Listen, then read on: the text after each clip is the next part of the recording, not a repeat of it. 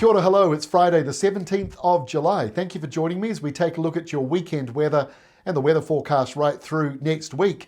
And we kick off with the satellite imagery. You can see this grey cloud around the Tasman Sea and around much of New Zealand, cloudy periods. So when it's grey shading, that means it's lower level cloud, closer to the surface of the planet. It is producing a few showers, but it won't be anything too spectacular for most places, and mainly dry in the east, although there are a couple of isolated showers in eastern New Zealand as well. But generally speaking, it's looking a lot drier. There are some showers around the Chatham Islands, that colder change moving away further to the east. So the main energy is south of Australia and up here east of Australia, around the Coral Sea, all these thunderstorms associated with low pressure. But the reason why we've got all this low cloud around the Tasman and some parts of the country is due to an uptick in high pressure. So high pressure is pretty much stalled over here in southeastern Australia, stretching out into the Tasman and also ballooning up here into the subtropics. So that kind of traps that area of low pressure and it doesn't feed it any more energy. So that low is going to fall apart as it drifts eastwards over the coming days. But high pressure is going to be stuck over here around Australia for a few more days yet, a number of days actually, and that's going to alter our weather.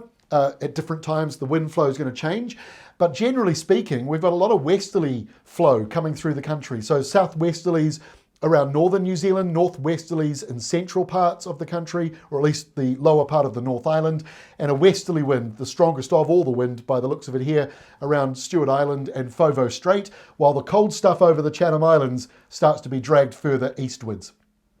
Let's have a look at the rainfall. So here is Friday's rainfall.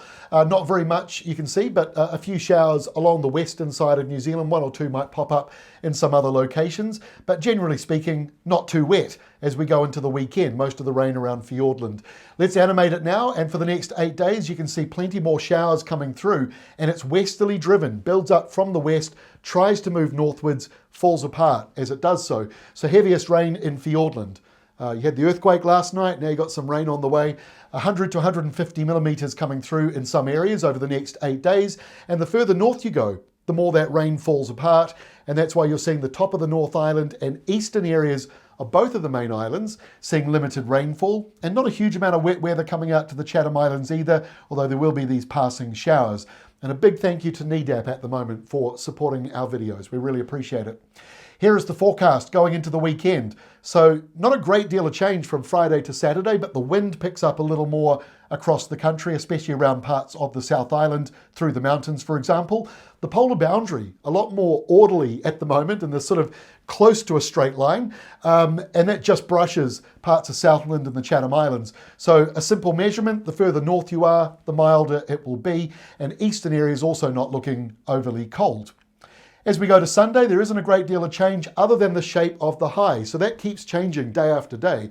The high pressure is still in pretty much the same areas though. This more southern placement of high pressure, dredging up a colder wind. So now the polar boundary looking a little more broken and messy as it moves northwards. So it'll be colder in Southland, Otago, Fiordland, and also around southern parts of Canterbury. But we've still got a few western showers. Eastern areas once again are mainly dry. As we go into next week, the high pressure zone moves over the South Island, so that sort of turns the wind around into an easterly. So that's a cold easterly for Waited Upper and Hawke's Bay, especially for you. The eastern side of the South Island won't be a lot of wind, but you will notice the temperatures down again as we kick off next week. There's also, between these high pressure zones all around New Zealand, we've got this small area of low pressure trying to form around central New Zealand. So there may be some rain or showers that develop on Monday related to that. It's still moving around. It's moved around every day this week, but it's still pretty much been in the same kind of central part of the country. Cold weather also out around the Chatham Islands. And notice the low up here in the subtropics doesn't really look like a low anymore as it sort of falls apart. The high pressure here cutting off the southerly wind that helps make it spin. So as we go into Tuesday, one of the reasons I've zoomed out for this map is to show you what's going on in the very southwest corner, a long, long way away from New Zealand. But south of Perth, south of Western Australia, this airflow coming off Antarctica, we haven't seen that very much this winter. A lot of the airflows, a lot of our cold southerlies have come from about halfway south of New Zealand towards Antarctica.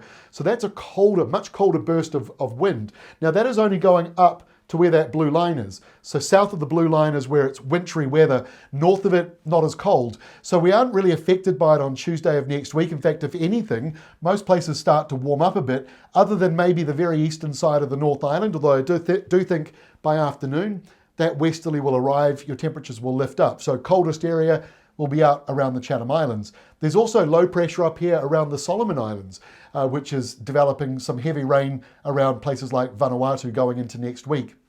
So back closer to home on Wednesday, the polar boundary a bit messier here, coming in around parts of the west coast and the lower half of the South Island, and still out around the Chatham Islands. So colder weather for you. This is not off Antarctica yet. This is just colder westerly winds. Further northwards, no great change. Westerly breezes and cloudy periods coming in with a few isolated showers, but not for everybody in that map.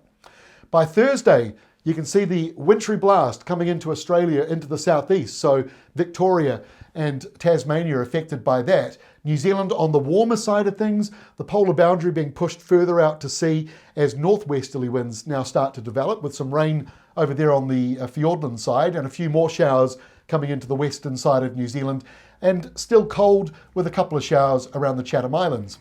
And our final map for Friday of next week, this is the one to keep an eye on. It could still change. Yesterday, the map showed a large low around the Tasman Sea. Today, it shows low pressure south of New Zealand. That's quite a big change, but when you zoom right out, you go, well, actually, it's not a major change because it's still predicting a wintry blast coming through for Tasmania and for the Tasman. So next Friday, we could be seeing severe gales in some locations, central New Zealand, for example, and heavy west coast rain, followed by colder weather and some snow flurries. So not locked in just yet. It'll depend on high pressure as well to the north of us. If that grows a bit larger, that might push some of that further southwards, some of that colder weather further southwards, but something to keep an eye on as we go into next week. Thank you for joining me. Have a great weekend. I'll see you again on Monday.